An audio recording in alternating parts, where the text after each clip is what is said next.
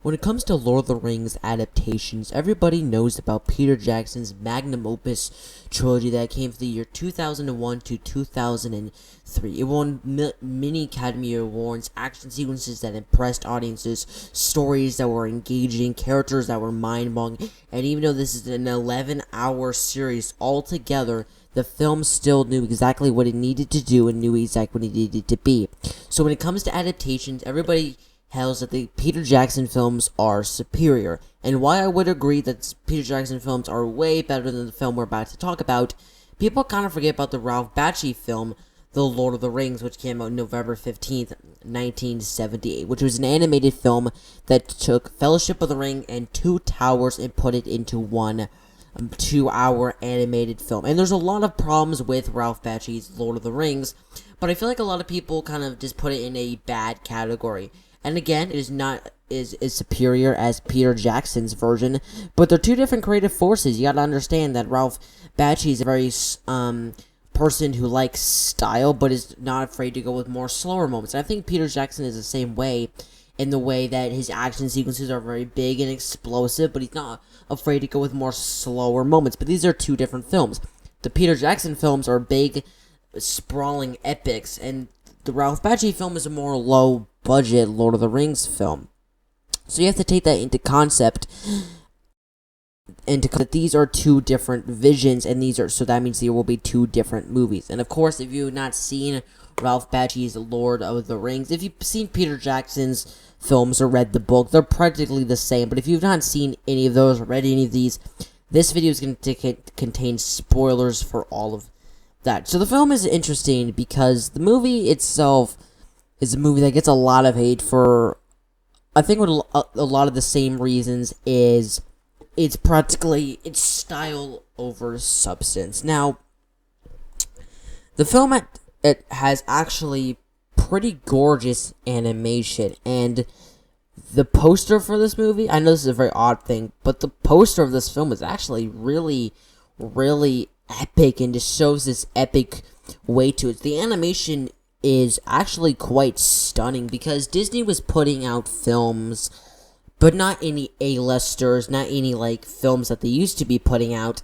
So this type of animation was normally seen from Disney, from other studios, but not in this sense. Ralph Bakshi, if you don't know him, was made of making very raunchy, very serious, very mature cartoons for adults, because he thought that animation should be used not just for children, but should be used for the entire variety of people. And it definitely should be. Animation is a very subjective thing, and if it's done well, you can show a lot of emotion through things. But if it's done really poorly, like I think a lot of other animated movies, you just kind of sit there like it's okay. And the film is not style over substance. At times it's a bit over the top, at times it's a bit weird and crazy with this animation, which we'll get to later, but overall, this is not a over-the-top movie. This isn't style over substance or anything. The film, why very short and has half the runtime, and trying to fit Fellowship of the Ring and Two Towers into one movie. We'll get to why there wasn't a Return of the King in a second. But the film at times has to go through a lot of plot and a lot of book to get through this, for this runtime, but it's also not afraid to go with a lot more slower. It's not afraid to go with a lot more deeper and a lot more slower character-driven moments, which is actually really ballsy to consider the runtime of this movie is extremely short from what this film is. And why, again, the film is no perfect masterpiece. It's no flawless movie. It gets a lot more hate than I think it should. And I say that in the sense that the film is not for everybody. The film takes a while to get used to the style. It takes a while to get used to, if you've seen only the Peter Jackson films, which at the time, that's the only film I saw of these, you kind of get used to, oh, this is not Peter Jackson's world of Lord of the Rings. This is Ralph Bakshi's versions of the Lord of the Rings, and these films try to be more faithful adaptations than, let's just say, Peter Jackson's film, which I think Peter Jackson films are really good adaptations, but these films, I think, try their absolute hardest to make sure what they do is very faithful to Tolkien's original source material, which I think makes the film between these two, this film, a much better adaptation, because and at times if the film is moving so fast, you can't really absorb every single moment. You try to get used to the characters, and you're just swept off to a new scene. So that means the film, why very good and very interesting and very intriguing, the film at times is a bit too quick, has to move through its things a bit too quickly. So you can't really get absorbed with the characters, you can't really get used to the characters in a way that is satisfying to me personally. I can't really get, like, Frodo, for example, is the main character, but there's not much that I can grasp, like, oh, Frodo. I think Frodo in this movie is great. Elijah Wood is really good as the character, but this Frodo, he fends for himself, and he really just has this sense of courage to him, and I really like. Gandalf is really good, Aragorn is really good. Samwise. I absolutely love Samwise in PJ's films, and I love him in Tolkien's books, but what Ralph Bakshi did with this film, I think they were trying to make him comic relief, like Peter Jackson made Merry and Pippin comic relief in his films, but it does not work here. He is annoying. I did not find him funny. I did not find him sympathetic. I did not find him engaging. I found him quite annoying, so when they're like, I'm coming with you, Frodo, and I'm just like, no, just leave him. It's so stupid, it's so annoying, it's such a... it's so dumb, and I know some people really, really, really like this Samwise character, and they find him fun, and they find him quirky, and they find him engaging, and they find him enjoyable. More power to you, I guess, but I can't find enjoyment in this character. He's so annoying in a lot of points. There's also some really over-the-top moments, like with a scene with Gandalf and Bilbo talking about the One Ring. It just goes a bit whiny and a bit stupid. The action sequences actually blew me away of how actually brutal, because this film was back when PG actually meant something, where, like, because PG means some parental guidance, supervision required, and this film absolutely needs parental services. There's kind of blood flying everywhere. It's not, like, super gory, but the film, for being animation, needed to take some risks, because animation at the time wasn't taken seriously. For people to take this movie seriously, they had to go above and beyond of what animation was at the time, and the animation, as I've said, is stunning.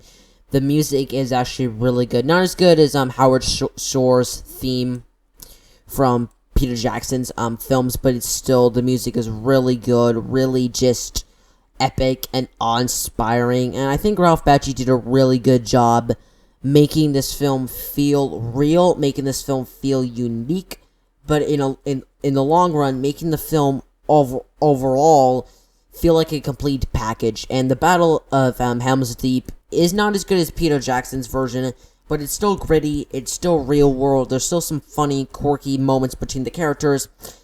There is some problems with this film. I think Merry and Pippin, why they're more believable as people than Peter Jackson's films. They're very bland characters. Like, Peter Jackson's films were very, Peter Jackson's Merry and Pippin were very cartoony, kind of ridiculous, and Ralph Bakshi's Merry and Pippin are very normal and kind of boring and dry. So I didn't really find them as engaging or as well written as Peter Jackson's version. And also, Gollum was okay, but no one's going to beat Andy Serkis's performance.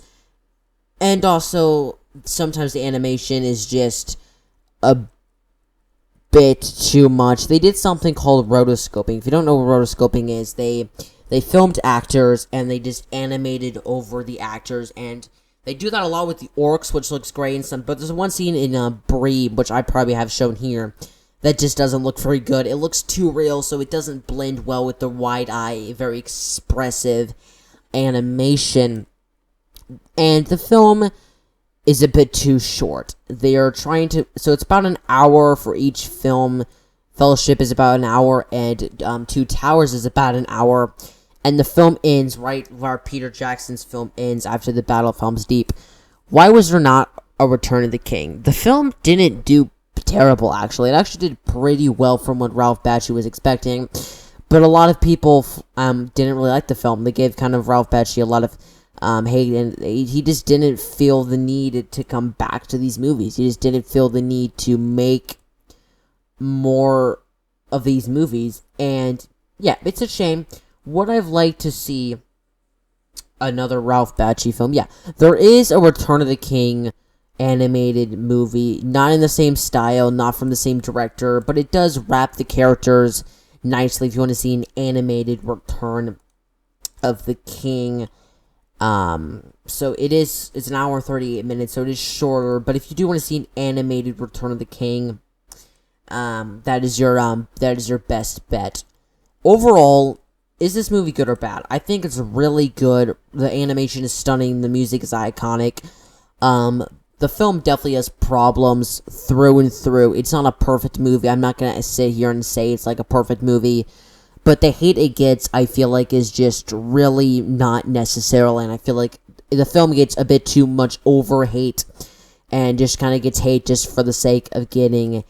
hate. And I don't feel like it's really warranted, and I really do enjoy this film, and I'll give Lord of the Rings 1978 a B. So those are my thoughts on Ralph Bakshi's Lord of the Rings. What do you think of this if you've seen it?